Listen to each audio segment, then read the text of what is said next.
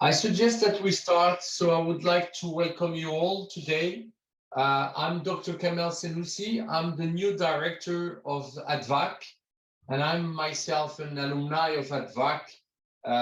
15 or 16 years ago, I have to calculate. But welcome to all to this first CRO, Southeast Asia region, ADVAC Alumni webinar. This is part of an effort from ADVAC to create, to support regional networks of alumni experts. And I'm very glad to see that the Southeast Asia is the first region to organize a webinar. So this webinar is the first step in the creation of this network of experts in the region. And I would like to thank a lot Dr. Tanvir Hossen, who was the lead on developing and preparing this webinar in collaboration with Dr. Naveen Thacker, who's a member of our scientific committee of ADVAC. And Tanvir and Naveen will be the ones managing this webinar. So from now on, I will keep quiet. So I'll hand over to Dr. Naveen and Dr. Tanvir to introduce the topic and the speakers. Thanks a lot. Thank you so much, Kamel, and thanks for your leadership. So Kamel is now program director for the ADVAC course, and very proactive, and it's a great pleasure to work with him.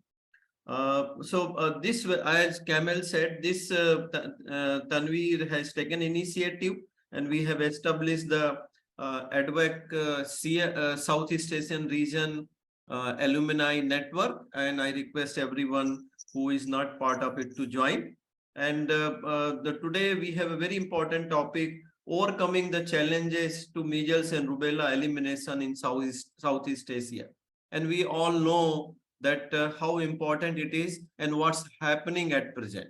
As a pediatrician, we are seeing so many cases of measles and post-measles complication. Nobody knows measles better than us, who face these issues day in and day out. So let me introduce Dr. Jacob John. As we say in India, it's like showing a light to the sun. But for sake of formality, let me say something about his association with measles. So Dr. Jacob John is a living legend. He is FRCP, PhD, DSc, is currently the co-chair of India Expert Advisory Group on Measles and Rubella Elimination. Formerly, he was assistant professor of pediatrics in University of Arizona, USA, and a professor of clinical virology in Christian Medical College, Vellore, India. We all know what career opportunity he had in US, but he decided to come back and serve his country. Concurrently, he was also director of ICMR Center for Advanced Research in Virology and India National Reference Laboratory for HIV/AIDS. He was instrumental for introduction of measles vaccine in India in EPI in 1985. Until then, India did not include it. Even as it was not at license in India, he spearheaded a Tamil Nadu state measles mortality reduction project under a special Government of India sanction, using Rotary International gift of 4 million doses. Dr. John's special interest in measles prevention arose from his original observation that measles and whooping cough were triggers to acute severe undernutrition in kwashiorkor. And as I said, because he is also a pediatrician and virologist, nobody knows measles better than us who face these clinical challenges. So, sir, it's our honor to have you in our first ADVAC SEER alumni webinar, and over to you. Thank you, Naveen. Can Tanvir, am I going to speak next? Yes, sir. Yeah, okay. My first slide, please. Yeah. Okay, right. Yeah. Because the audience is ADVAC alumni, I thought I would give a basic ready? हम लोग का मुंह नहीं दिख रहा है। Please, IT support, please mute everyone and request everyone to mute themselves. Sir, please go ahead. All right. So Naveen mentioned my encounter with measles decades ago, but more recently, I call measles as mini AIDS, because measles virus receptors are on lymphocytes, and the T lymphocytes, very important for immunity development and sustenance. Those T lymphocytes are very badly affected by measles virus, and everyone knows that measles causes a degree of immune suppression for about a month. That's quite well known. But it is not well known that that immune suppression will remain for about 2 to 3 years. And during this time, children may die of many other infectious diseases. People don't recognize that it is as a result of measles disease 2 years, 3 years earlier. This happens not only in developing countries, but also known in developed countries. So measles is not as a minor disease to be lived with. It deserves to be eliminated. Next slide. Next slide. Okay, right. We have to define what we mean by disease control, disease elimination, infection elimination, and eradication of a disease. Eradication subsumes both disease elimination and infection elimination. Disease control is deliberate reduction to predetermined level of disease in stipulated time period and documenting that it was achieved due to intervention and not merely by secular trend. For this, you need to monitor disease. A good surveillance system is essential if you want to control disease. Disease elimination is extreme control to zero disease in a country or a region. Again, monitoring disease is very important. You have to reach zero level, then and sustain it. That's elimination. Infection elimination, we don't have to go through it very much. It is extreme control to zero agent transmission in a country or region. So you have to monitor infection. We don't usually do that for any infection. However, eradication is a global level elimination of both disease and infection. Zero disease, zero transmission. Therefore, monitoring disease is important, monitoring infection is important, laboratory support in diagnosis of both disease and infection are important. Next slide. The theory of immunization coverage for interrupting transmission, I'm sure in ADVAC course you would have learned it. R0 is the basic reproduction number of a directly transmitted infectious disease. How many people would get infected from one infected person if all of them were completely susceptible, non-immune? It doesn't happen in real life, except in pandemic times. Therefore, it's an artificial number. You have to calculate it. You don't observe it. So R0 is calculated as 1 plus life expectancy divided by the median age of that particular disease. If you have any questions, we'll address it at the end of the talk. Vaccination affects median age. It will raise the median age because of herd effect. So data of pre-vaccination era must be used if you really want to calculate R0 of a disease. In India, median age of measles used to be 30 months, 2.5 years.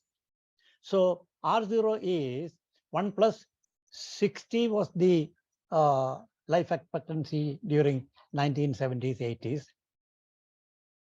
By 2.5 years, 2.5, that is 24. 1 plus 24 is 25. So R0 is theoretically, one measles case would infect 25 others so that they develop measles.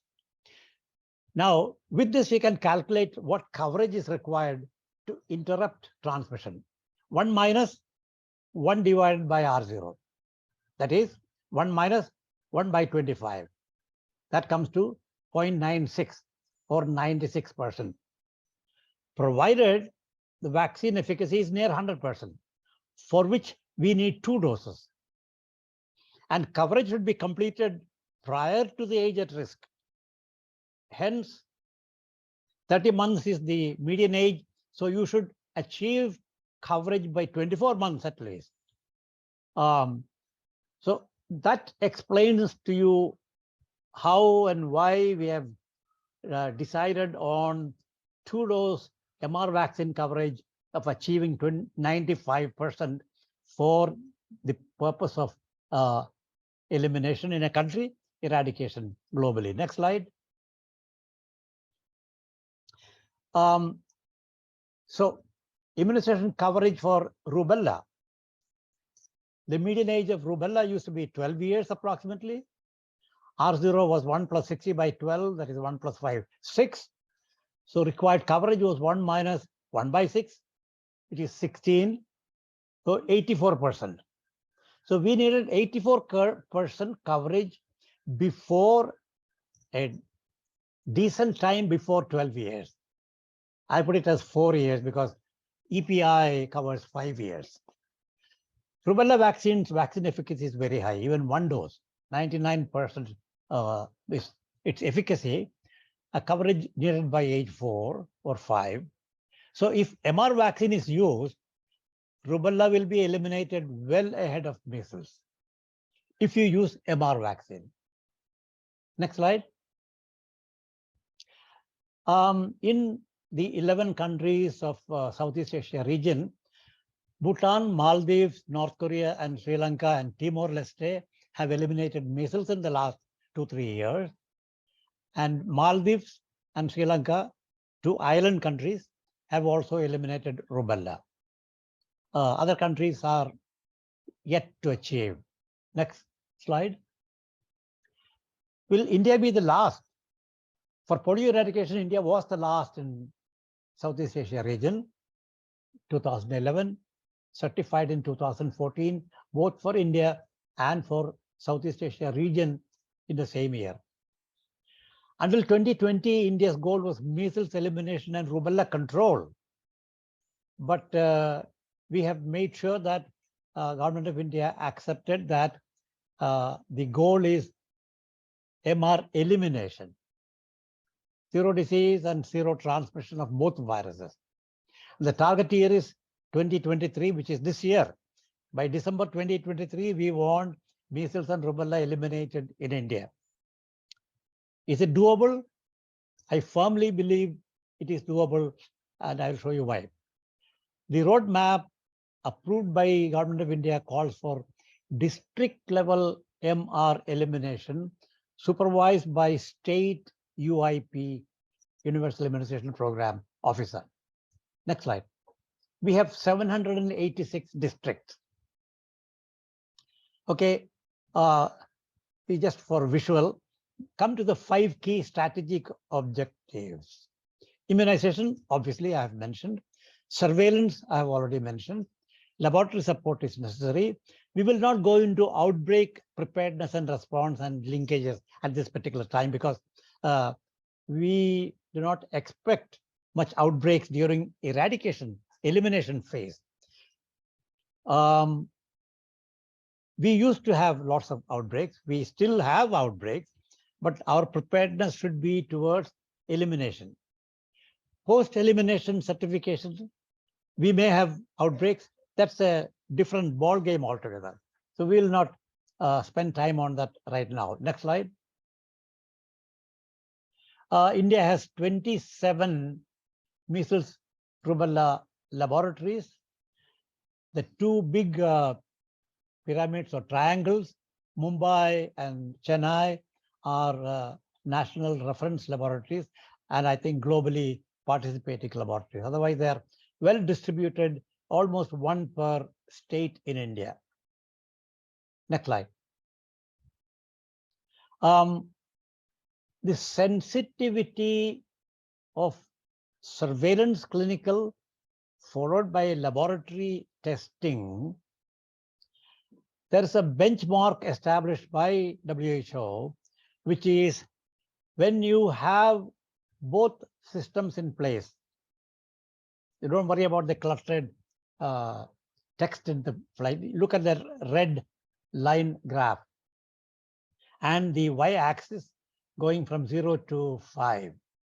Now, if 2% of all the specimens collected and tested with measles and or rubella, that is fever and rash surveillance, and specimens collected appropriate time appropriately, if 2% or more turn out to be non-measles, non-rubella, that gives us a benchmark that your sensitivity of surveillance is okay.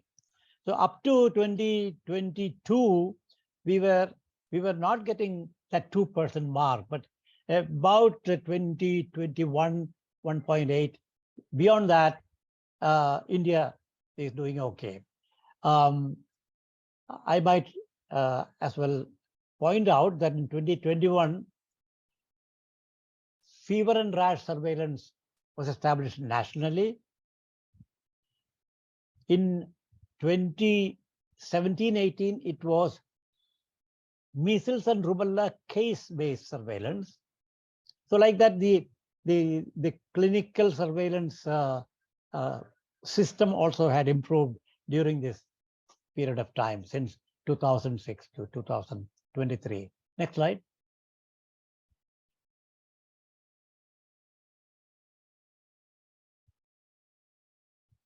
Okay, measles is marked by red spots.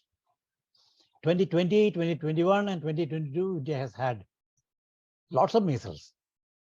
5,503 cases reported in 2020, 5,919 in 2021, 40,967 in 2022, just last year.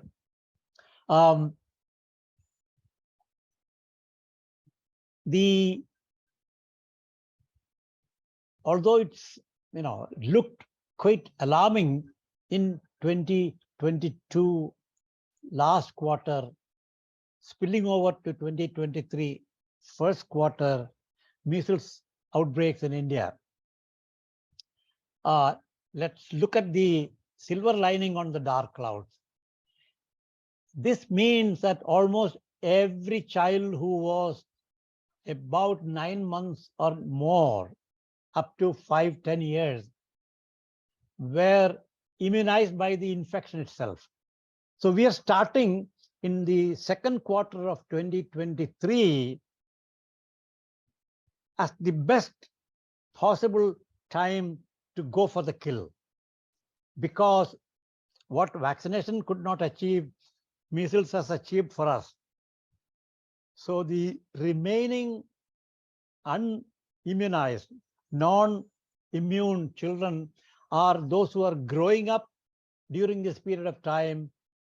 Let's say we have an annual birth cohort of 25 million distributed throughout India. So the numbers are quite manageable in terms of immunization towards elimination in the country. That's the point I'm making. So 2022 looks bad, but 2022 is a platform on which we can take off in 2023. Next slide. 2 states, Maharashtra and Uttar Pradesh, had the worst case loads. 52% came from those 2 states. 90% from 9 states, and all other states were doing quite well. And I'll show you further good news in another slide. Next slide. Look at this slide. there were 74 districts out of 786 districts which had zero measles. Okay, so that's the goal for all the districts by end of 2023. That's why I'm saying it is doable. 1 to 4 cases, 203 districts. 364 districts had lots of cases.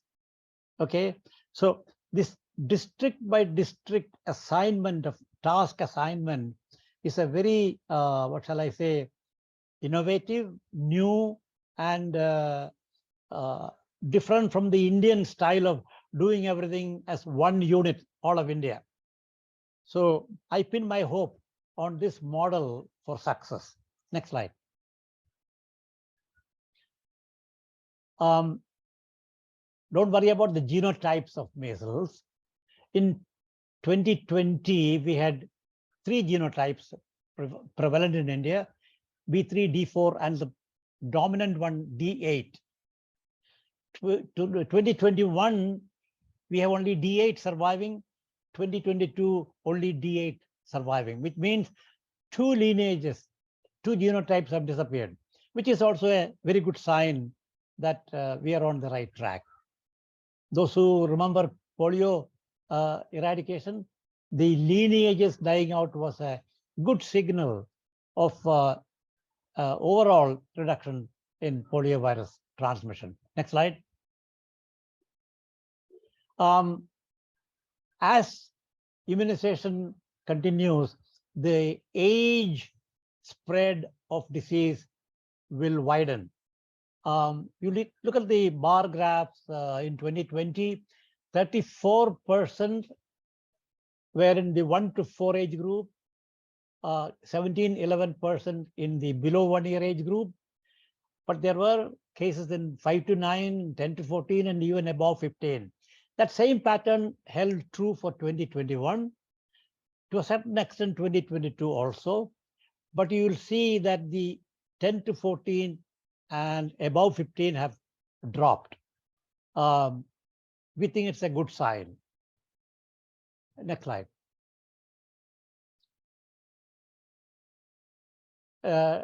This is to show the immunization status of those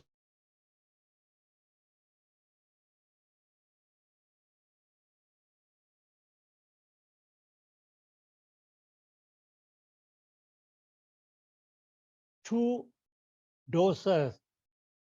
There was, 20% in 2020, up to 40% in 2021. But when it comes to 2022, it has dropped to 10% or lower. Okay. This, the escape of measles, even in spite of 2 doses, is a little bit of worry for us. Overall, we don't think it might be important, but scientifically, there have been data that the first dose of measles vaccine given below 9 months could interfere with the second dose response later on. I don't want to complicate things for you at this point in time. Just keep that in mind, that the earlier you give the first dose, it has both protective effect for some children. At the same time, there is certain interference likely for the second dose. So these are things that we have to be carefully watching. Overall, it might not be epidemiologically important. Most important thing is to get 95% at least coverage with 2 doses by the end of 2 years of life. If you miss it, aim for 5 years of life. That may be too late for elimination purposes, but we will have to, as we say, build the boat as we sail. We will have to wait and see in the next 6, 7, 8 months where we have to concentrate with more vaccines. Next slide.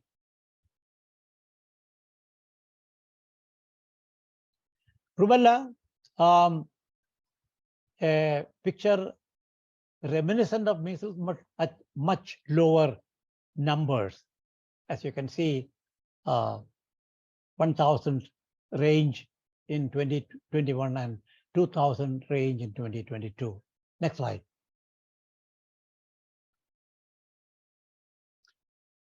But there is some good news here. The genotype 2B that was detected in 2020, in 2021 and 2022, no virus was isolated. All rubella was based on serological evidence and clinically compatible with contact history. We think that rubella virus is on its way out. As I said earlier, if the pressure of immunization is kept up, rubella will give up first, and then only measles will come to a close. So we hope we are seeing that signal by not getting virus isolation in the last 2 years. Next slide. Okay, age distribution. Everyone knows that rubella extends well beyond 15 years in many people. So that is the reason why we want rubella to be eliminated, because during pregnancy, rubella causes fetal abnormalities, and we want to protect all babies from congenital rubella syndrome. Next slide.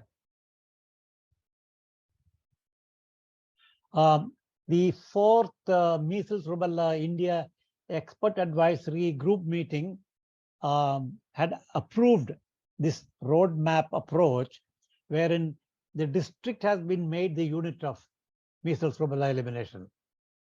So the district immunization officer is key. The district magistrate or district collector, the administrative head, would chair the task force.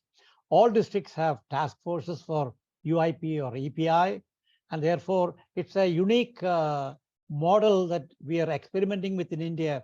If this works well, many other diseases can also be controlled. Elimination can be decentralized to district level. We have 786 districts, and if we can achieve 90% of districts measles rubella eliminated by end of 2023, we will have to focus on the remaining 10% only in early 2024. Next slide. Okay, that's what I just now mentioned about the roadmap to measles and rubella.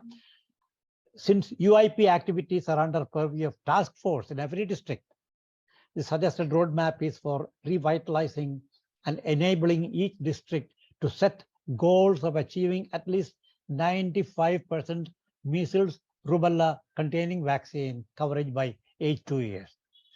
If you miss 2 years, don't go beyond 5 years. Next slide.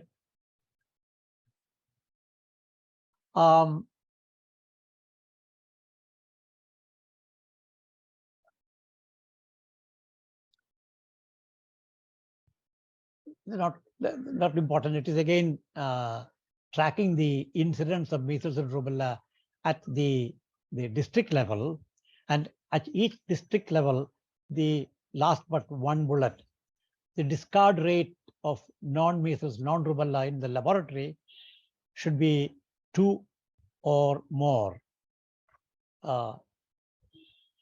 %, which will turn out to be more than 2 per 100,000 population is not quite correct, I think. But anyway, that is the idea is that achieving and sustaining 95% coverage with 2 doses of MRC containing vaccine at state level and at district level. Every district should prove that they have 95% coverage. Next slide.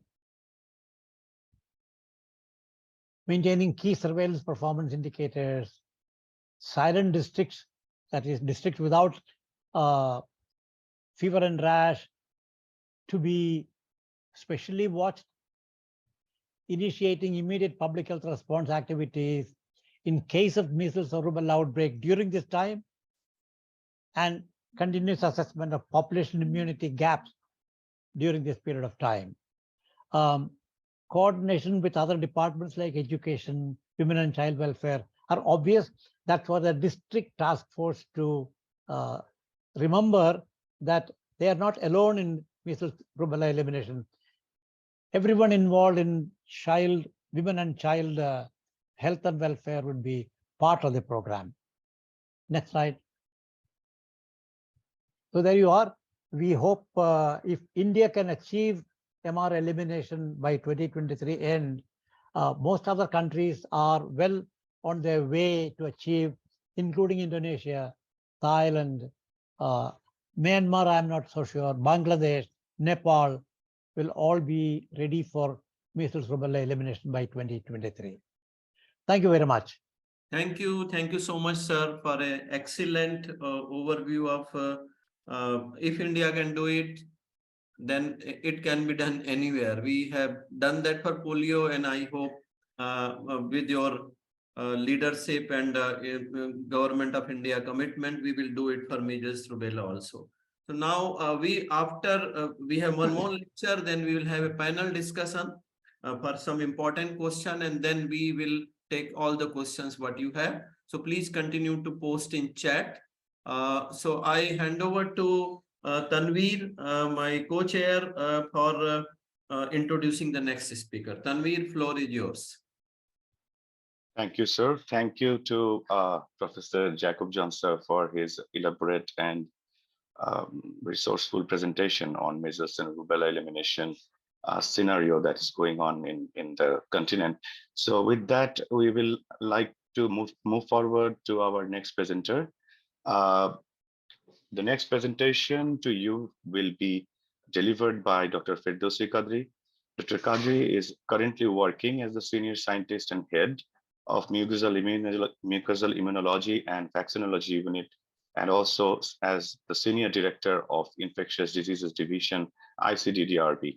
She is also the founder and lead of Institute of Developing Science and Health Initiatives. Dr. Qadri is a founder and a member of Board of Advisory of Bangladesh Society of Microbiologists. She is the international ambassador for the American Society for Microbiology Bangladesh and a fellow of Bangladesh Academy of Sciences since 2008. She is a member of the World Health Organization Science Council, member of the Bacteria Group of WHO, and also a member of National Immunization Technical Advisory Group of Bangladesh. Coming from the background of biochemistry and molecular biology, Professor Qadri has a PhD from University of Liverpool, UK. She has focused her research on enteric diseases, specifically in the areas of immunology, genomics, proteomic technology and diagnostics, and also vaccine development. She has been recently awarded with the most prestigious award of Bangladesh government, which is the Independence Award in 2023. That is the highest award of the state given by the government for her outstanding contributions to the research and training. She has also received the Ramon Magsaysay Award for her lifelong commitment to vaccine research and development in 2021. So with that, I would like to present to you Dr. Qadri and welcome her to start her presentation. Thank you. Thank you. Thank you, Dr. Tanvir, and it's a pleasure to be here and to speak to this very knowledgeable group of vaccine experts and younger mid-level scientists. So as Tanvir just pointed out, my work is mainly on, just a minute. I think I have technical problems, so y'all have to bear with me because I could not connect to the computer right now. I connected and then I got out. So I'm using my phone for this call. And so I will have some problems in talking to you, which I hope you'll understand. So first of all, my life's experience has been on mostly the enteric vaccines, but I actively follow the EPI program and work with them closely in the implementation of all kinds of vaccines, including the cholera and the typhoid vaccine in Bangladesh, and also the COVID-19 vaccine. So the first thing that I want to talk to you about is the next slide, please. So I cannot see the slides properly. So so I just want to give you a background of, I think Professor Jacob John did a wonderful job in talking about the chaos that measles and causes to the immune response, to the immune system, and how it makes it immunocompromised. So just for an example from Bangladesh, from the time we have introduced the measles vaccine, we see less children with chronic other enteric diseases. So can I go back to the earlier slide? So in the Asia Pacific region, children suffer from many vaccine preventable diseases. The measles is highly contagious respiratory vaccine. Respiratory human infection, I think, is the most contagious. It's thought of as the most contagious and infective, but can be prevented by vaccination. So it causes a fever, systemic disease with viremia and rash, which is very typical and can produce pneumonia and can complications of encephalitis, which is what we are very worried about always with measles. 7 billion otherwise healthy children would die annually from measles before the advent of the live attenuated measles vaccine. And also, even though there is a cheap, effective vaccine for measles, even now it kills 360 children every day around the world, and that's not a small number. It's believed to be the most common cause of death in children, and measles, but also rubella can cause fetal death, birth defects, which we know we are all very worried about. So measles is a cause of T-cell immunodeficiency and many other immune responses in the body. So for us, we started the next slide, please. The measles rubella history. The slide I've summarized. In 1979, the first dose of measles vaccine was given at 9 months of age in Bangladesh. In 2003, the laboratory supported measles surveillance. We have a very good laboratory that is the surveillance from polio, but it has integrated measles into the surveillance and also rubella now. From 2005, 2006, and 2007, we've carried out nationwide measles catch-up and follow-up campaigns. From 2012, we've introduced measles rubella vaccine at 9 months and measles at 12 months, and measles second dose at 15 months. And we've conducted from 2019 catch-up campaigns nationwide. The first time we launched it, the largest ever campaign to reach 52 million children aged 9 months to less than 15 years of age, and that's not a small task. From 2015, we switched from measles second dose to measles rubella vaccine at 15 months. At the National Verification Committee for Measles was set up. The rubella and congenital rubella syndrome elimination was formed, the committee. 2017, we had the strategic plan for elimination of measles, rubella, and CRS. And from 2018, the rubella and CRS common certification by CR was obtained. In 2021, we have followed up with campaign nationwide is being conducted. Next slide, please.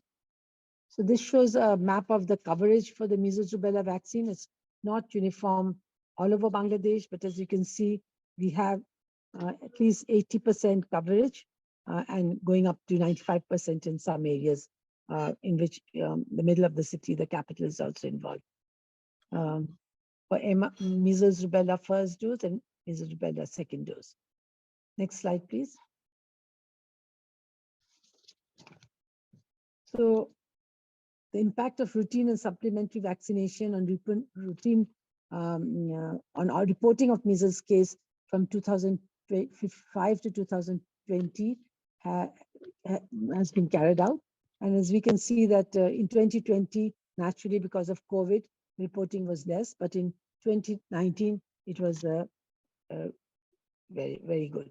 So introduction of measles second dose at 15 months of age, and also the first dose introduction replacing measles at completion of 9 months of age, and measles at second month of age, and rubella at 15 months, measles rubella at 15 months of age. The next slide, please. So We have a big problem with the 0-dose and partially vaccinated children in the 2020 cohort. So under one age population, there are about 2.3 million children who have 0-dose and partially vaccinated. In measles containing vaccine, 0-dose children are 98, almost 99,000. 3% of those are under 1 year of population. The measles containing vaccine, partially vaccinated children is 131,000. That is 1.3 lakhs of under 1 year population. And the RCV Rubella containing vaccine 0-dose children is 98,804. That is 3% of those under 1 year of population. The next slide, please.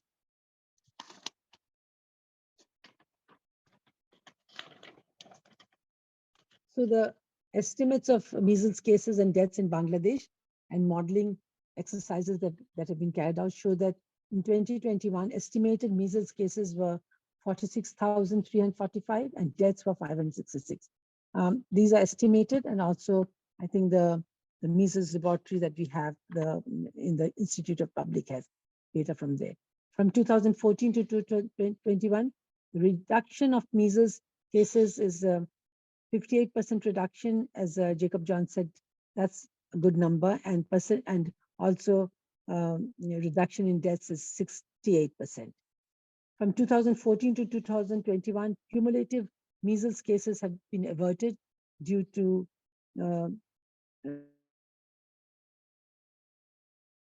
19 million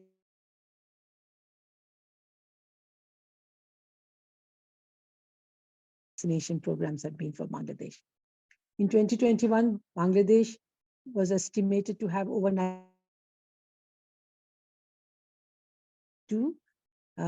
So for MCV1 and MCV2, and also 70% and a continued high coverage was carried out during the pandemic. And from 2022 to 2040, the time frame of interest that we're talking about today, the modeling exercise was conducted to assess the value of various vaccination scenarios from the probability of MR elimination. Post 2022, the first and second dose measles containing vaccine coverage was achieved in the last 3 years by WNIC estimates. Post 2022, the country proposed MR SIA in 2024 among 9 to 59 months age, and every 4 years until 2040 to achieve 95% coverage. So these are the plans. Post 2022, routine immunization and coverage improvement for MCV is targeted, and for MCV1, 1%, and MCV2, 1%. 2028 onwards, we would expect measles and rubella elimination, and we are to verify that the CR region is free by 2030. That's the aim. Next slide, please. So what are the immunological basis issues for giving measles vaccine?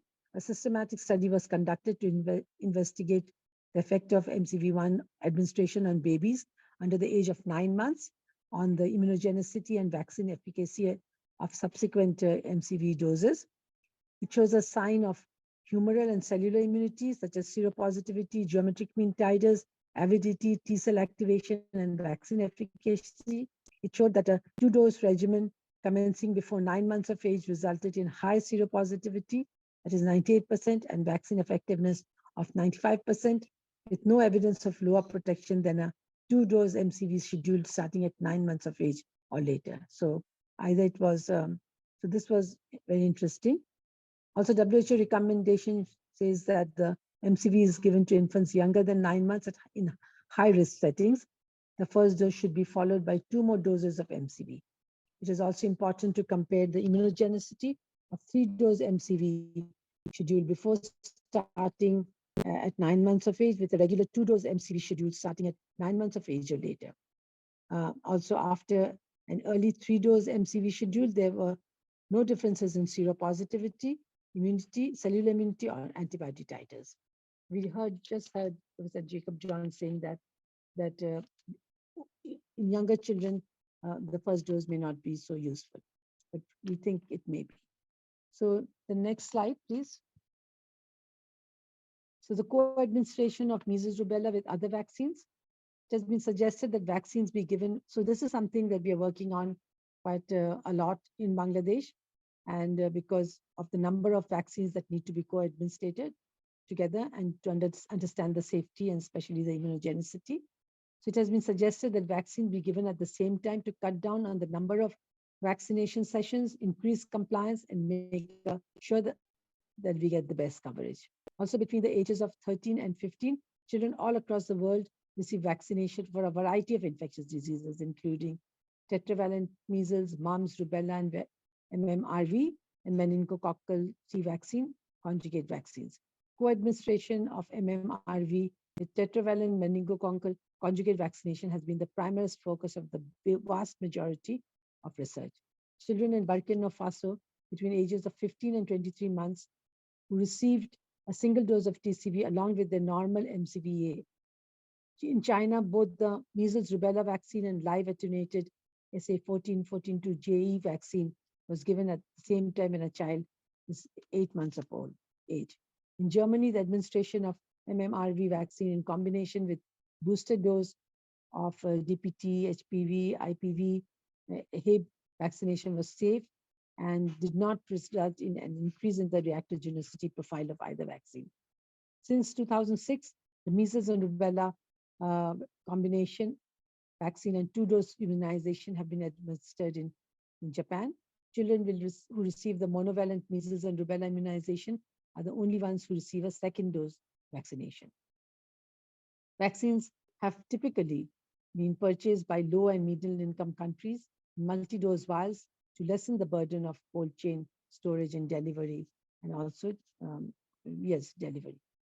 Next slide, please. So some more plans on the co-administration that we are carrying out in our unit. So we are planning a co-administration study of oral cholera vaccine, the typhoid conjugate vaccine, measles and rubella vaccine in Bangladesh, which we are actually going through the IRB process, and which will be started soon. We will also assess whether seroconversion following co-administration of MR vaccine, OCV, and TCV are non-inferior to seroconversion when the vaccines are administered as the first individual vaccines. So we have a plan which I have put into the table over here.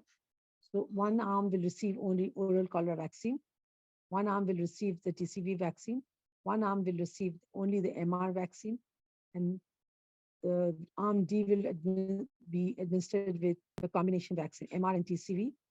Arm E will be given the co-administration of MR and OCV, and Arm C will be administered, co-administered TCV and OCV. The reason we are doing this is because TCV is going to be become available from Gavi next year. We will have OCV in our national cholera control plan, so children may get both the OCV and the MR and other vaccines together. So this is the reason we are going into these plans. Next slide, please. So many of you may have heard as Professor Jacob John mentioned that he's not sure about the coverage of the vaccine in Myanmar. So we had a large exodus of, we still have, of people from Myanmar who are displaced into our south of Bangladesh in Cox's Bazar from 2017. And so what was noticed that there was a high number of measles cases from September to November 2019. More than 1,500 measles cases were reported in 2019, which was much higher than the national, what we see in the national routine program. So as you may understand, the vaccination rate of a normal infectious disease vaccine of the EPI system there was low coverage in the Rohingya population in Myanmar. And as a result of that, we saw the number of measles cases increasing in this area where the refugees had been displaced. So as you can see in the first table on the left, in the MR coverage in routine immunization, in number of routine that were in 2020, MR1 was given to 26,623 children, that is 87% coverage in 2020, and then it means the second dose MR2 was given to 18,261 children, that is 60% coverage. 2021, 38,442, much higher, 126% coverage, and in MR2 was 27,340, that is 90% coverage. So the coverage is increasing with time.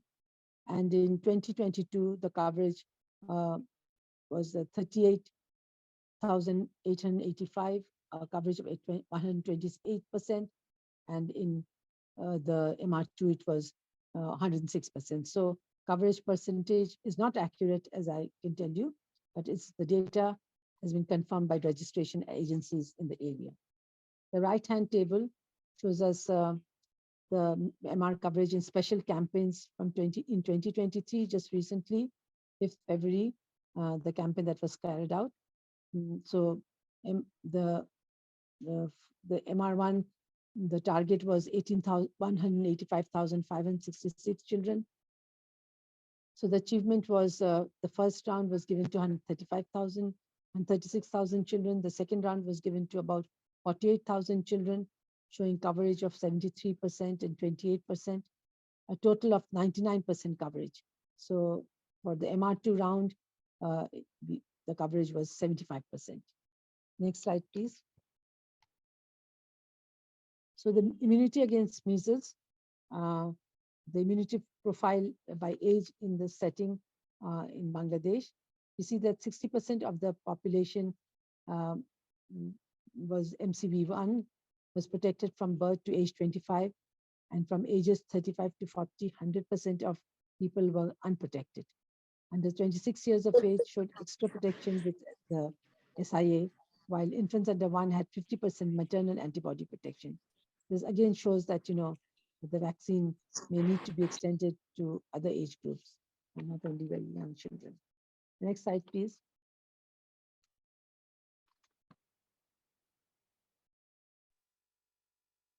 So the rubella containing vaccine protected children in age, this is just a graph on rubella immunity, protected children aged 0 to 8 years, majority of whom were between 1 to 7 years old, 80% of the total population. Additional protection was provided by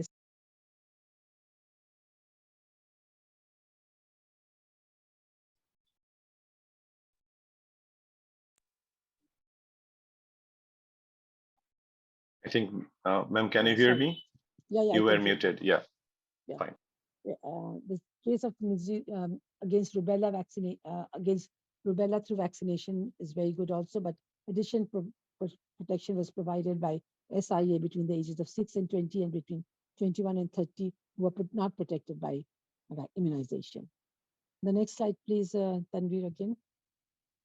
So the first one on the left-hand side shows confirmed cases by month, 2018 to 2020. And as you can see, the number of measles was lab confirmed. This was the lab confirmed data through 2018 to 2020, but it reached its maximum in between September 2019 and May 2020. The number of EPI-linked cases was likewise at its highest point during that time period. In the case of rubella, on the right-hand side, the number of laboratory confirmed cases was below 100 from January 2018 to November 2020, and they were only EPI linked to April 2018. So this is the laboratory confirmation cases. The next slide, please.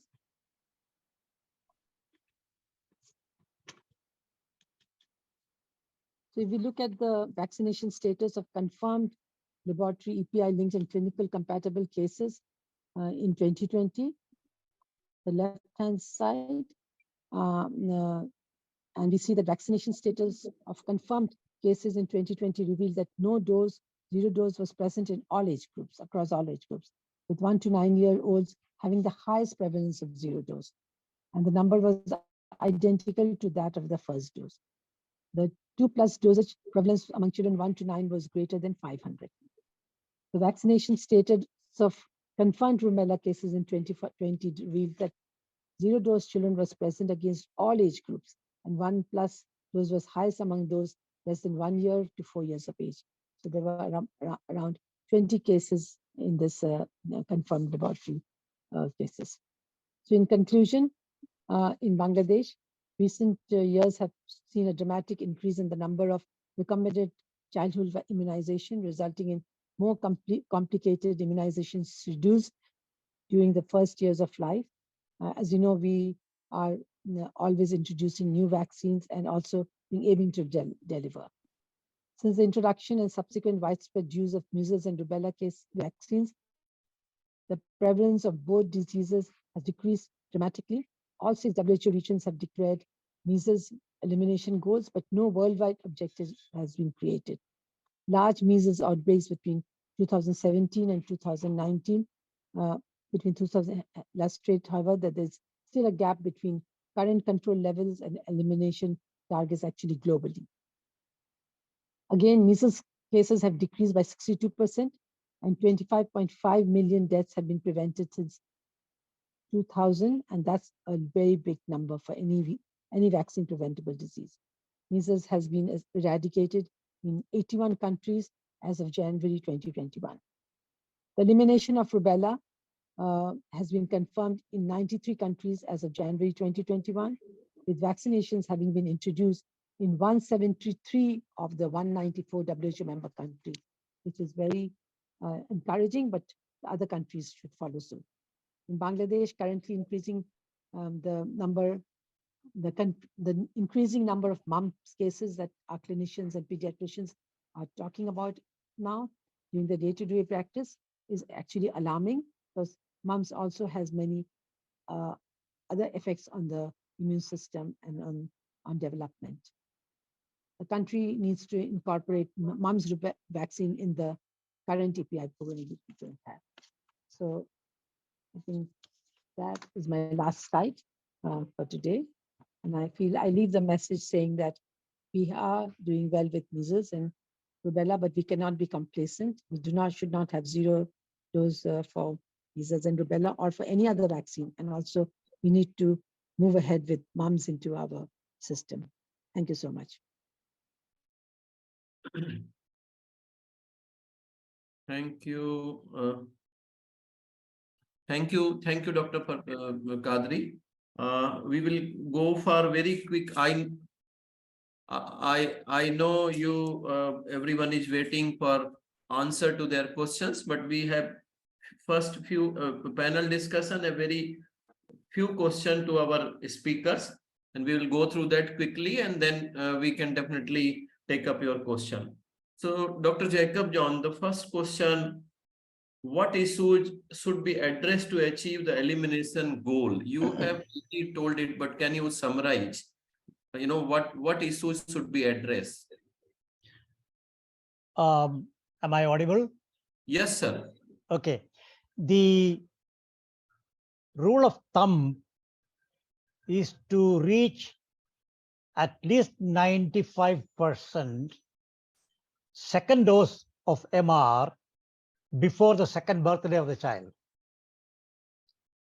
At every district, those districts that reach that benchmark will have eliminated measles rubella or is well on the way to eliminate measles rubella. So this is the basic rule of thumb.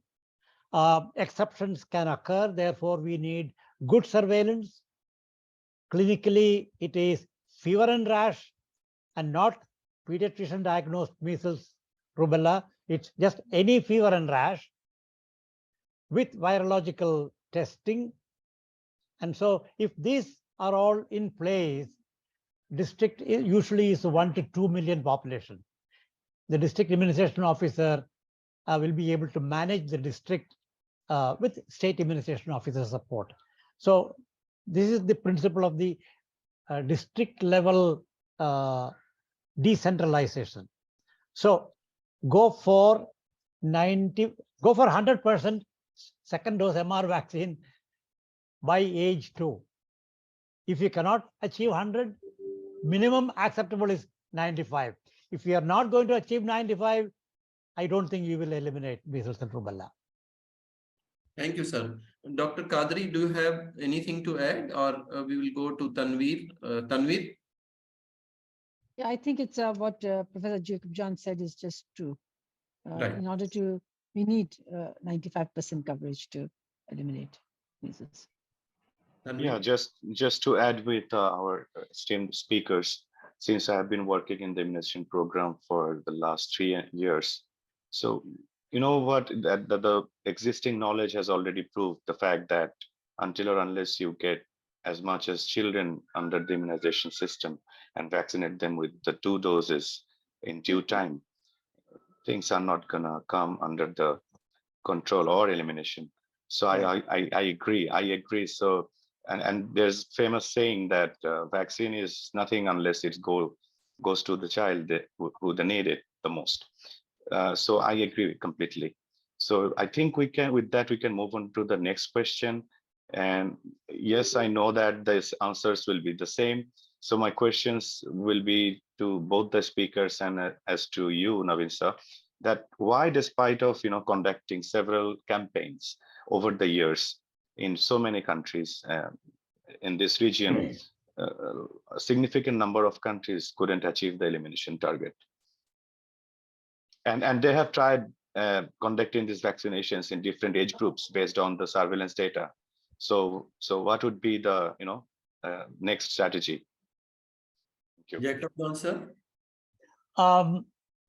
Just to understand the basics of the dynamics, if you don't have new births in a community for a certain number of years, the virus will die out. Okay, and it is the steady. Sir, you have gone mute. Please unmute yourself. And your video has frozen, so maybe you can stop video. Jacob John, sir. Yeah, okay, right. So it is the steady addition of newborns. If it is, say, 1,000 newborns every day, means 1,000 newborns are becoming 1 year plus 1 day, 1 year plus 2 days, 1 year plus 3 days. So it's a sliding batch of non-immune persons coming into the community. They will keep driving they are the engine that drives the transmission of any directly transmitted virus like measles, rubella, or even coronavirus. Okay, they will add to it. So it is because of that new addition, you have to keep up the immunity level constantly. You cannot say 6 months we will not worry about it. The next 6 months we will cover. No, you have to continue this 95% coverage systematically over a fairly long period of time until transmission becomes zero. Then it can only be introduced into the community. So you have to watch out for importation of viruses, right? So there is no shortcut.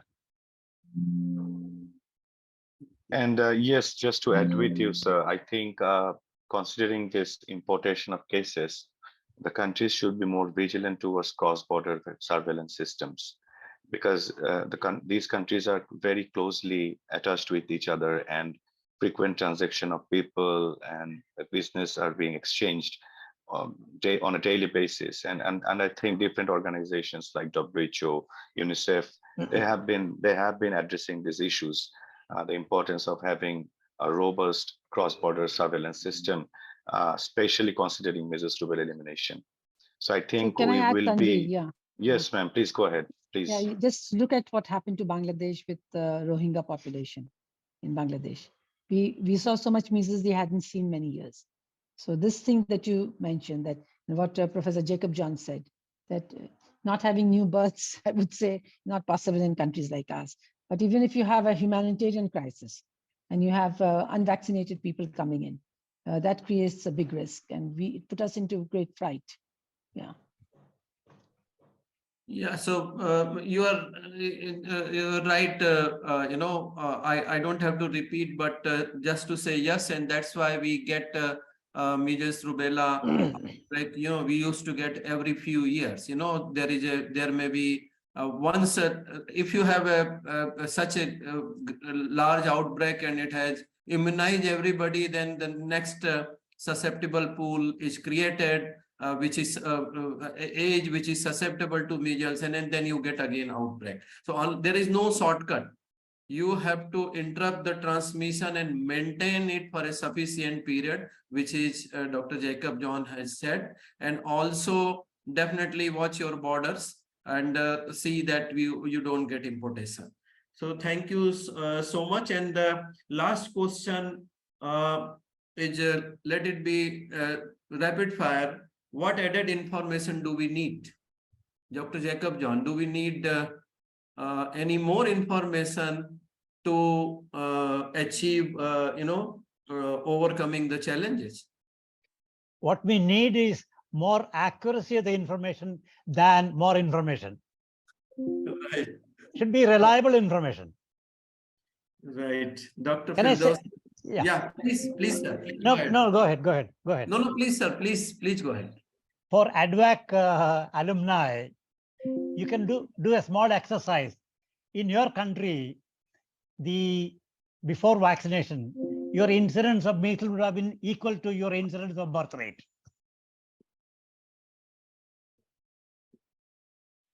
You follow that? Incidence of measles, population based, was equal to incidence of birth rate, population based.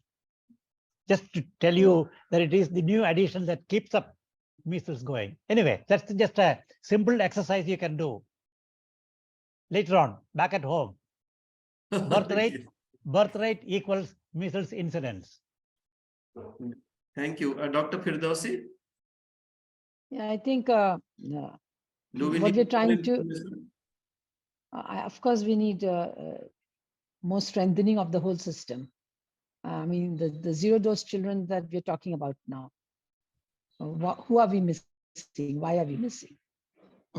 Especially measles, rubella, but other vaccines also we are missing. So I think Gavi is giving a lot of interest and emphasis on this, zero dose children in countries also. But we also, it has to see our immunization system.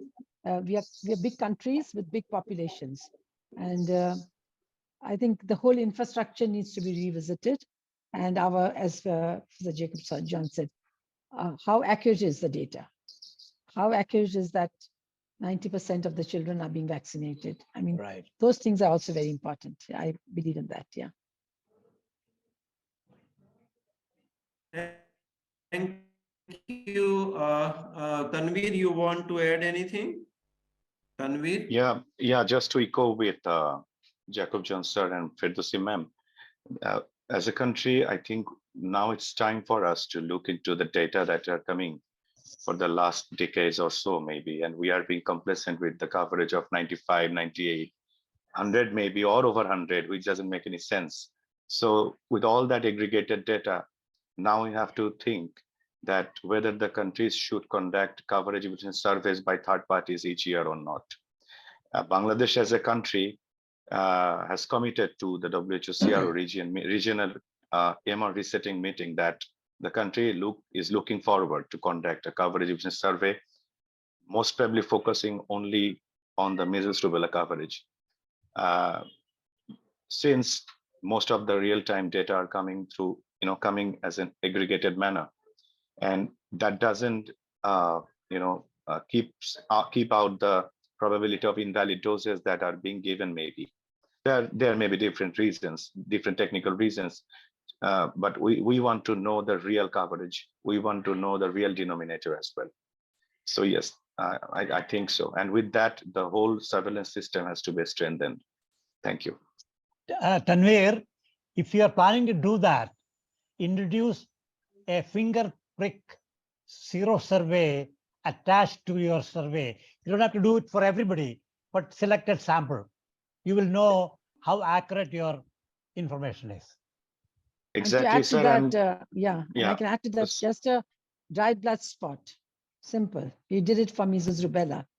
Yep. to see how good the camping was. Just simply that. Yes, yes, ma'am. And yes, sir, we have also have that in plan.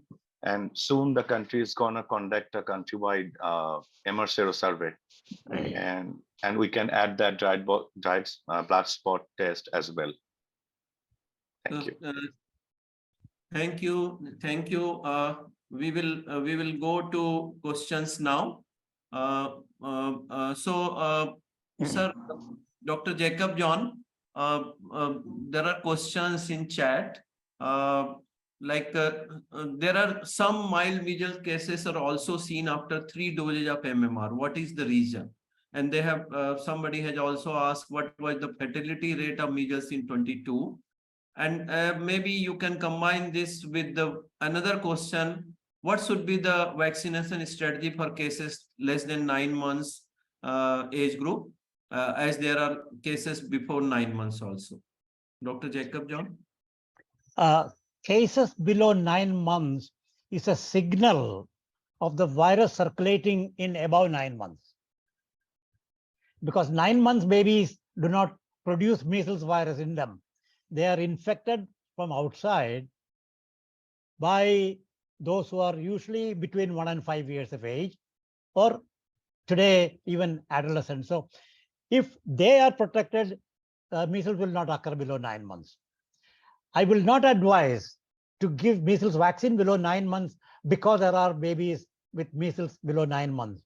You cocoon them by covering everybody else with high coverage with measles vaccine. Below 9 months will not get affected. Right. And what is the reason for even getting cases after 3 doses of MMR? Either the vaccine was dud or the diagnosis is virologically not accurate. Okay. I have another suggestion. Yeah, I mean, please. there are people who do not respond to vaccines, even the best vaccines, even the strongest vaccines. It has to like use a hepatitis B vaccine, otherwise healthy, but will not respond with to the vaccine. So there are fallouts, although the measles vaccines are very effective vaccines. Yeah. So there was a similar question by Nimesh Gupta that same, whether no protection in measles vaccinated children indicates poor vaccine response, or it's the escape of vaccine-induced immunity. Do we have T-cell correlates of long-lasting protection? Would be helpful as quantifiable measure of successfully protected population. You want to add anything? But remember, some 70 odd countries have already eliminated measles using this vaccine. So even if an occasional child is immunodeficient and does not mount a response to measles, if everybody else is without measles virus, this child also will not get measles virus. So it is, we don't need any excuses for not eliminating measles or rubella. It is sheer. Completely. Yeah. Right. Thank you. Yeah. Yeah. So next question is any role of age cohort wise immunity assessment, serosurvey models in deciding targeted immunization strategy for higher age group in addition to disease surveillance data? As far as India is concerned, in 2022 last quarter and 2023 first quarter, everyone has been exposed to measles. Whoever was non-immune have already got infected. So we are starting on a fantastic platform right now in India. I don't wish it to other countries that you allow the outbreaks to complete immunization coverage. But today we have in India 2023 good coverage achieved by natural measles. I do not know about rubella, measles definitely. So I don't think any of these things will matter if your program is good enough. As 70 odd countries have shown, measles can be eliminated if you follow the rules. Right. So yes, I just, sir, Naveen, sir, sorry to interrupt you. Just to put one thought here, I think we have been missing this piece of the puzzle. I think before the pandemic hit, most of these countries who were on track of eliminating measles and rubella by 2023, they were doing pretty good. They were doing pretty good in terms of conducting successful campaigns. They were doing pretty good in terms of routine immunization coverage. They were doing good in terms of surveillance system indicators set by WHO. But when this pandemic hit, it basically derailed the whole system. And it is the same story for all the Southeast Asian regional countries who have failed. But I am hopeful that these countries will be, more proactive and more vigilant towards eliminating. And I think it is just a matter of time that these countries will eliminate these two diseases. Thank you. Thank you. Thank you. How long this CRS sentinel surveillance should continue? What should be the future of this sentinel surveillance? CRS sentinel surveillance should continue until MR elimination and for the next 10 years. Okay. Agree. Yeah, definitely. Next, so this webinar is not only attended by ADVAC alumni, but also, and not only from Southeast Asian region, but also other parts of the world, including Latin America, Middle East. Is there any experience on using dried blood spot to assess immunity against measles, rubella? Absolutely. Absolutely. Absolutely. Yeah. I pioneered Yeah. it in 1960s by taking a filter paper of a particular size on which 0.01 blood will saturate, and you dry it and you can mail it in an envelope to Delhi or from Delhi to Vellore, and then you put it in sterile saline, same volume, you get the serum out, you spin it down, and you use your that as a serum for antibody microneutralization or microhemagglutination. Any of those techniques can be used. It's a very elegant, simple method. The immunoglobulins do not get heat inactivated under normal climatic conditions. And And this to can add be to that, we have used the dried blood spot in a large campaign in to assess the MR campaign, and we did it very successfully just with the dried blood spot, which very were good. taken Yeah. all over Bangladesh from the different divisions and districts. So can it be used as a coverage survey as an alternative to the I administration? see there no problem. I see no problem. Okay. Now, But the laboratory must be ready for it. Laboratory must be ready, of course. Yeah. now, Dr. Jacob John, how to define endemic measles rubella transmission, which is important for deciding MR elimination. If a district report positive rubella measles cases after achieving rubella measles elimination, what will happen next? Go for genotype and see where the genotype came from. So where is the leakage? Okay. So it cannot come de novo from the sky. It has to come from some other human being infected. Right. So IAP recommends 3 doses of MMR. So for any from the perspective of measles, that we see some cases after 2 doses. Is there any role of the 3rd dose as in IAP schedule in our national program? I suggested, and Madam picked it up, but did not give importance to the problem of the first dose vaccine given to younger infants can either immunize or interfere with the immune response later on. So such children, the second dose may not produce the ideal immune response. So barring that issue, if the first dose was given beyond 9 months, there is no need for a 3rd dose if you are sure of the quality of the vaccine. Right. So what is role of, we give vitamin A in measles prevention or treatment, and so what is the role and mechanism of action of vitamin A? Vitamin A. Okay. Vitamin A is of no value in preventing measles, whereas it is great value in reducing the severity of measles. Vitamin A has two functions. One, mucosal integrity requires vitamin A. For example, a child with marginal vitamin A level with measles may develop keratomalacia of the cornea, because vitamin A is important for the health of the corneal epithelial cells. The same thing happens on mucosa, on gastrointestinal, everywhere. The epithelial cells integrity requires vitamin A. So that is why vitamin A is recommended as a therapeutic vitamin A in measles. Everybody knows that. The second role of vitamin A is in immune functions.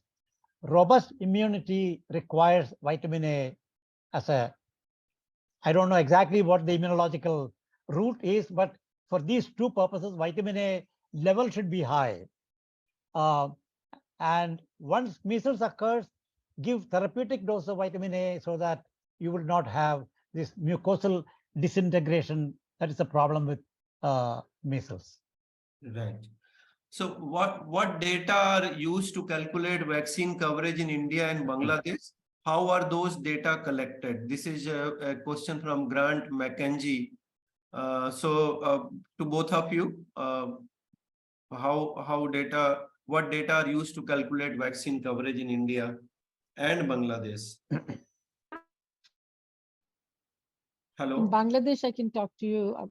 Tanvir can respond better than me, but we have a very good system of registering the vaccines in the EPI program of the number of doses that are given out.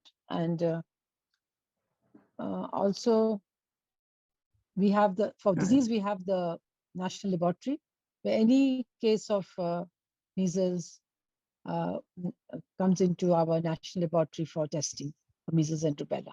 So that comes to the central laboratory. And that service is existing, even though, yeah, it was actually a polio surveillance to which I pointed out the measles rubella surveillance has been added. Yeah, so it's about vaccine coverage. So Dr. Jacob John for India. It's the Universal Immunization Program, or the EPI India, routinely collects data, and we think they're reliable data. I have not gone into the details of how exactly they do it, but they're decentralized, state by state, district by district, they have data. Okay. Now, since it was mentioned that natural selection infection provides immunity and elimination could be achieved by focusing on remaining unvaccinated lot, what role do vaccine have in outbreak response immunization scenario during ongoing outbreaks? Can vaccine administered to post-measles children have any role in boosting? And is there any time duration for which we have to wait to administer vaccine in convalescent period? Good question. 2-3 points. One, the issue of boosting is not very important for a live virus vaccine like measles. Once you have developed robust immunity with live measles vaccine, it's lifelong. You don't have to necessarily boost.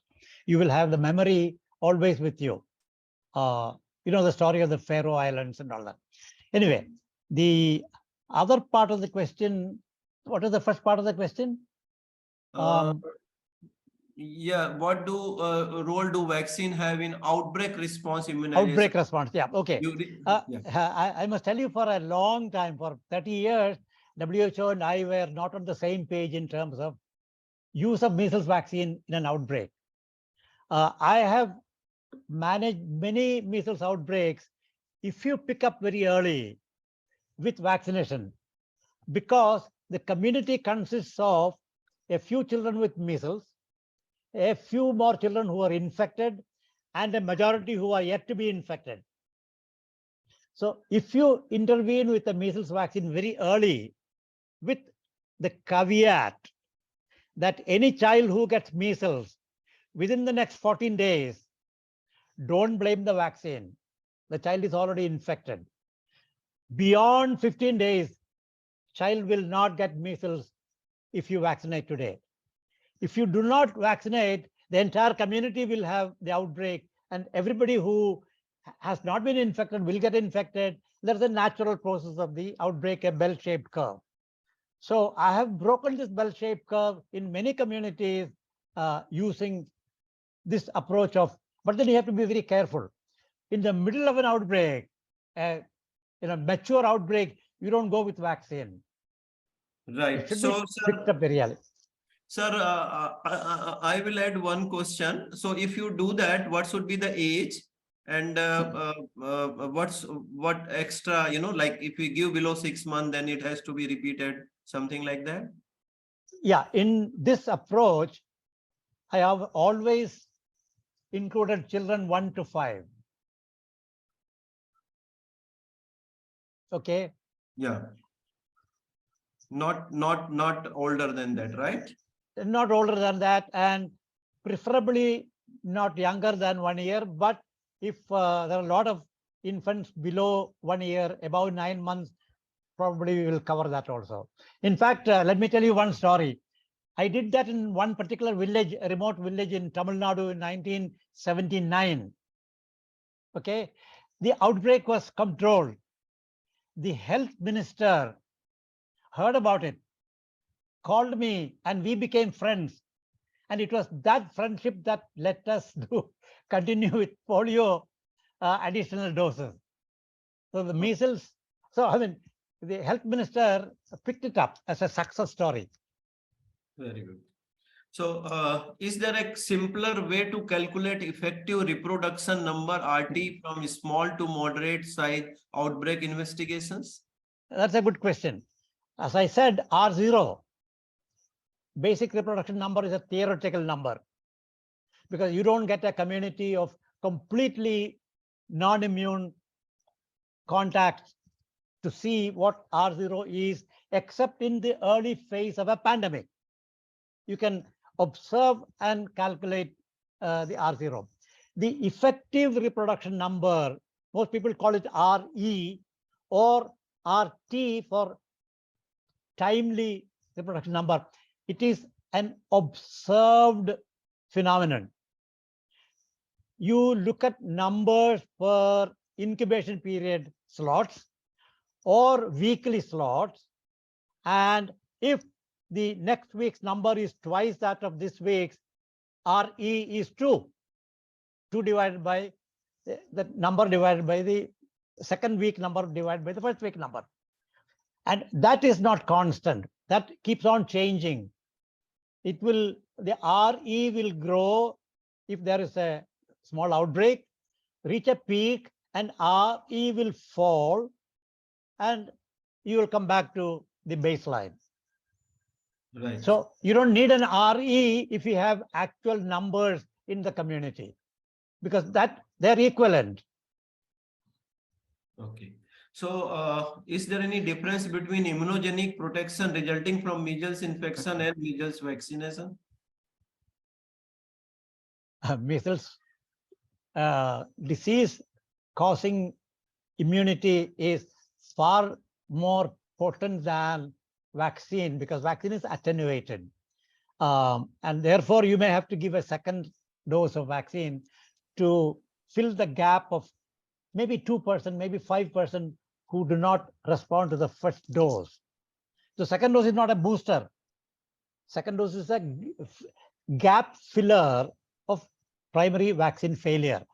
But this is not advocating the natural way of let children develop measles and immunity. It is much And better die. than that. Never. That you have to pay price because in measles outbreaks, 1 to 5% of children die. Yeah. And those who got infected have immunodeficient situation for 3 years. If they get some other disease, pneumonia, diarrhea, they can die because they are immunosuppressed.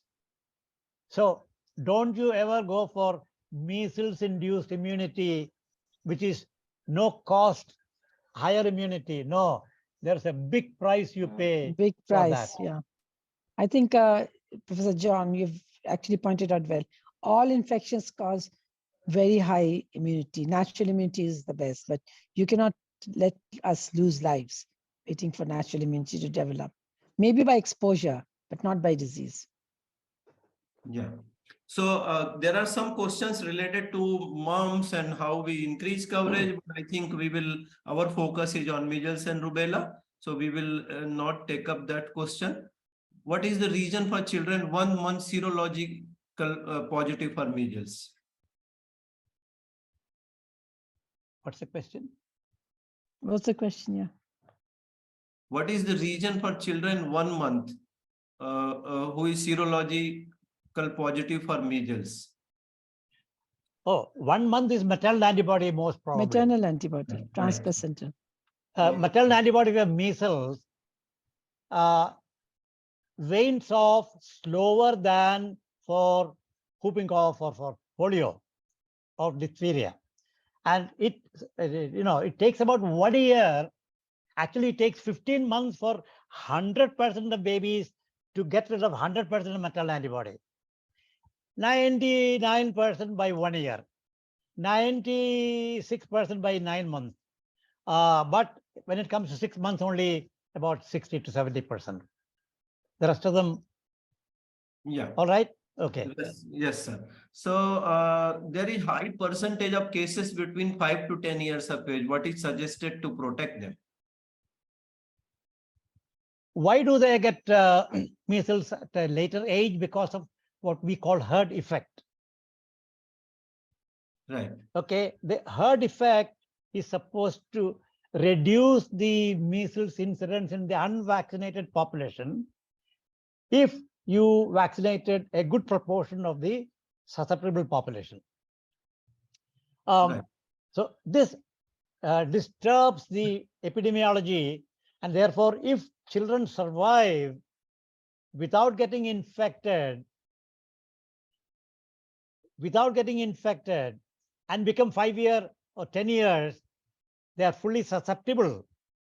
The absence of disease earlier was only a mirage because of the herd effect. So everybody deserves vaccines.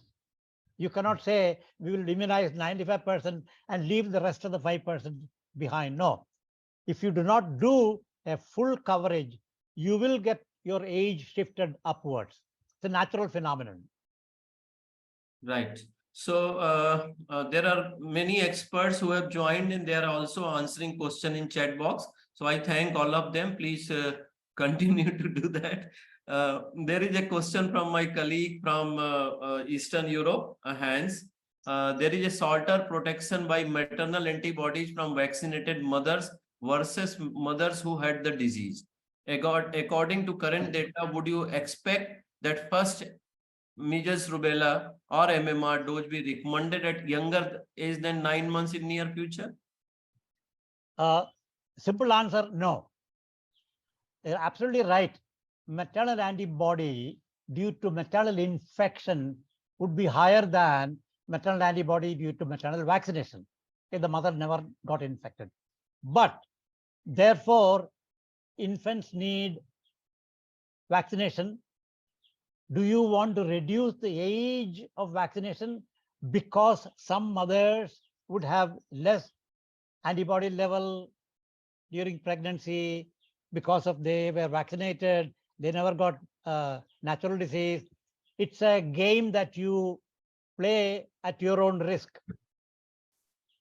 If you vaccinate children, say even you take 1 year as your minimum age, if you can vaccinate 99% of children at 1 year, you don't have to worry about children below 1 year. They will not get measles. Thank you, sir. I think we have finished most of the question in chat box.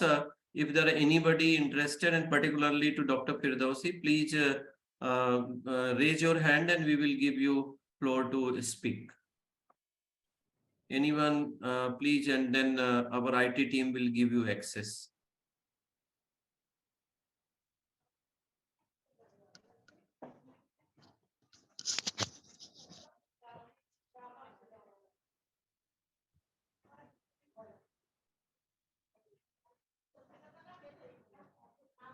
No questions? No more questions?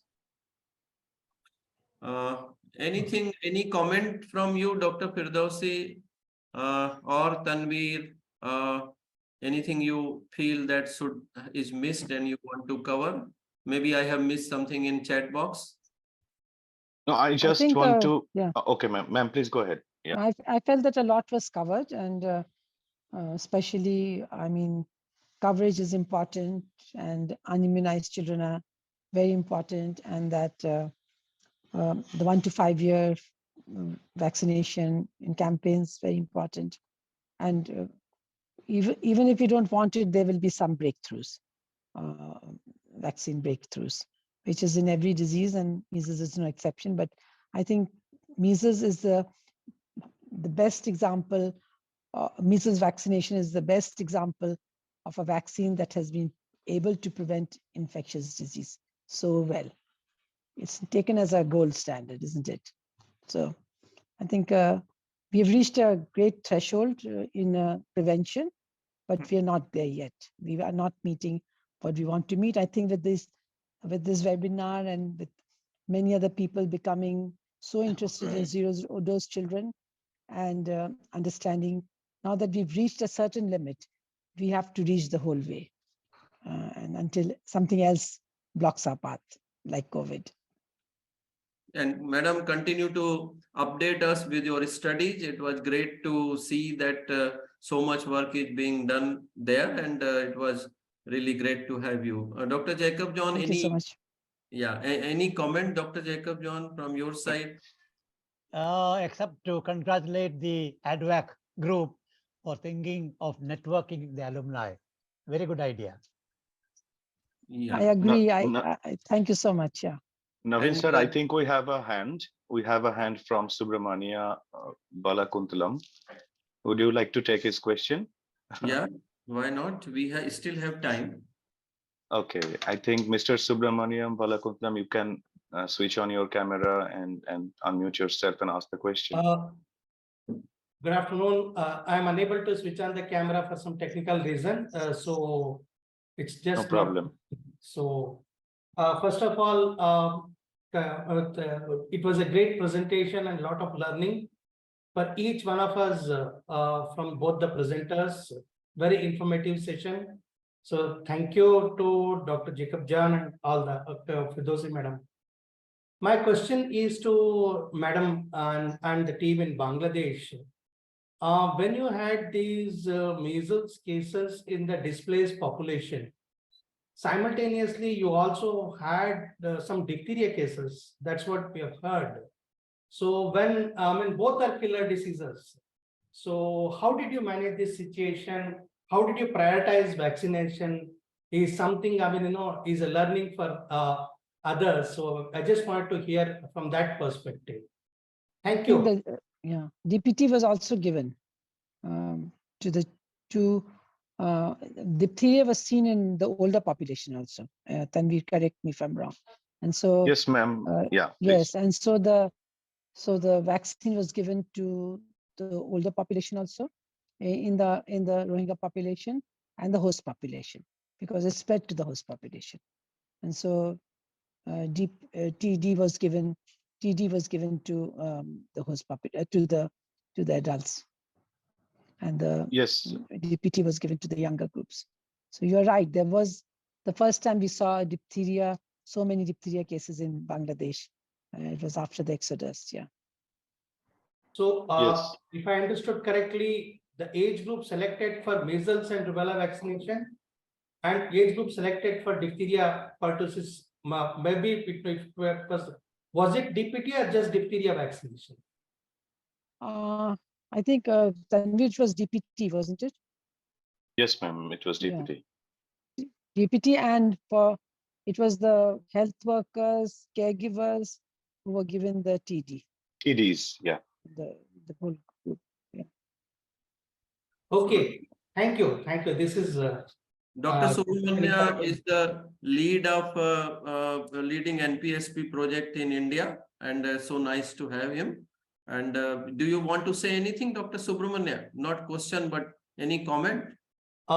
First of all, I thank the International Pediatric Association and the ADVAC group for for arranging this. This is such an important forum for people across the world, mostly within our teams also in India, because this gives us more insights, especially to the SMOs to listen directly from and the DIOs. Many DIOs and the SMOs have connected from across the country. This gives them a great opportunity to listen from the experts in India and outside. So I am really thankful to you. And I also acknowledge the work done by the surveillance medical officers in supporting the district immunization officers and the teams in districts across the country in achieving the measles and rubella elimination surveillance. And in most of 85% of the country has achieved more than 2 NMNR rate now, and we are moving ahead even further this year. As we know, surveillance is the basis of the actions. As we detected more cases, we also know more areas where we need to work. And it was presented so well by Dr. Jacob Jan. I particularly wish to recognize my colleague Ratnesh Murugan in our team, who has been at the forefront of the measles and rubella elimination, and another colleague Satish Chandra in the team, who has been coordinating the outbreak responses and have been going deeper into the causes for outbreaks and planning the vaccination. And Dr. Putraju, who is supporting the immunization, and all the RTLs and SRTLs and SMOs of our team. And of course, Government of India leading it, and the states leading it from the front. Thank you. So we will, thank you, Dr. Subramania. We will be posting this video on ADVAC site, and I will be sharing a link with all of you. So please, that will be the hard effect from this webinar, which will be more than the actual immunization. So just wait, it will be posted in due course of time. And, we have great support from our ADVAC team, Camel and team from Geneva. Yes, Tanvir, please go ahead. Thank you. Yeah, just to add to the response of Dr. Qadri ma'am to Subramanian sir's question. So luckily, I got the chance, the opportunity to be in the outbreak investigation group when the diphtheria you were talking about outbreak, went out in the FDMN camps, and we were the first team to be there, and we assessed the immunization history of the freshly infiltrated population. And we were surprised to find that most of them were not having any kind of childhood vaccinations history. So Bangladesh conducted a very meticulous outbreak response there, and you can find the published paper on that large outbreak which happened there in any of the journals, or you can just share your email. I can personally provide you the paper. Thank you. And it was done jointly with the help of US CDC. Thank you. So Tanvir has posted a link. Yeah, Tanvir has posted a link of WhatsApp group. I think, Tanvir, that is for the ADVAC alumni, right? So I'll get the link through Dr. Naveen, and I'll also send my email ID, Dr. Hossen. Thank you. No, I think we can. Yeah, please go ahead and do that. But we can take people in this group. It may be a misnomer, but we can always welcome people from different disciplines as well in this group. Thank you. That's great. Dr. Jacob John, anything final word from you? Nothing at all. Pleased to be with you all.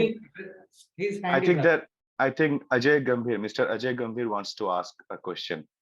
Sure. I wanted to ask Dr. Jacob, who had a very big campaign in 2017-18 almost. Millions of children were given the MMR from South, and we are happy that there are no litigations. And but it landed in a wrong note in Delhi on the issue of the child right. But that is another part. I want to know what was the data which emerged out of we were told approximately 400 million babies, the school children were vaccinated. So what the data emerged from that? The school-based immunization campaign program, if I recall right, was around what, 2015? 17, 18. Yeah. 17, 18, was to catch up older children with both measles vaccine and with rubella vaccine, because you know the problem with rubella prevention is that if you do a good job of rubella prevention in children, older girls will survive into marriageable age, and during childbearing time, if they remain vulnerable to rubella and you have not eliminated rubella, they have an excess number of maternal rubella followed by maternal rubella in babies. So therefore, to prepare for elimination of rubella, girls up to 15 years were covered in the school-based program. Okay. Then came coronavirus, and then the rest is history. You know what happened. No, no, But my we are question well is- on. By end yeah. of 2023, we may have no more rubella if things go well. So you think that helped because the coverage was large. So did that campaign help in the national strategy? The coverage data I have not really looked at, Please. but we are interested in the current coverage rate.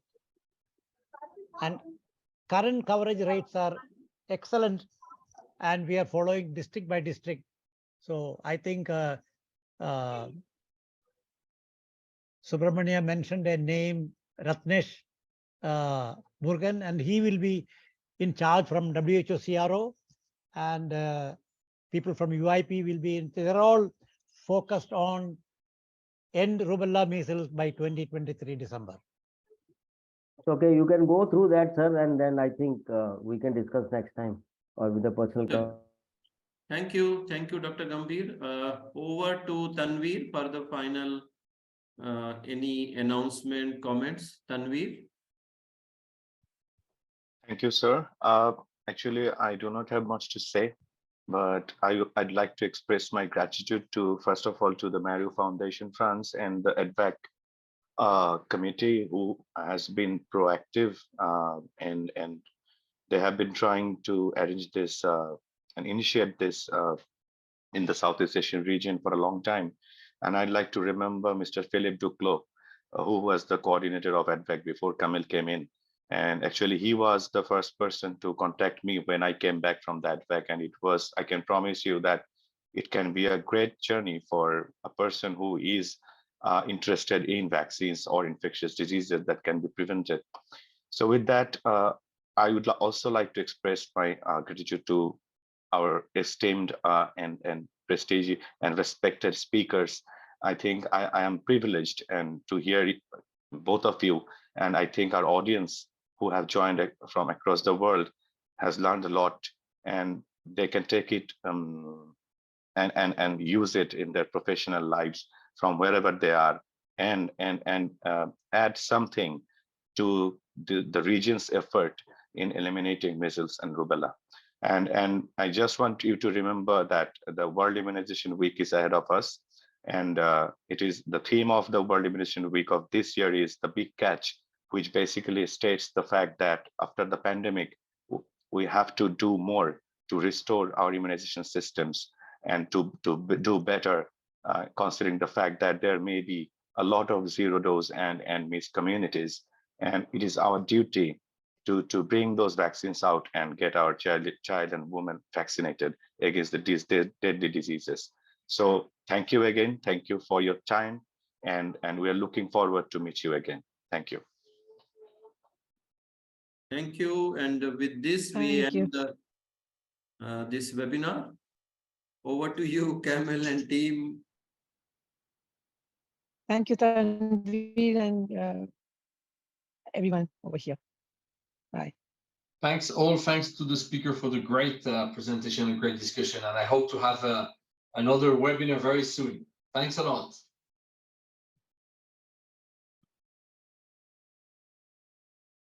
Bye-bye. Take care.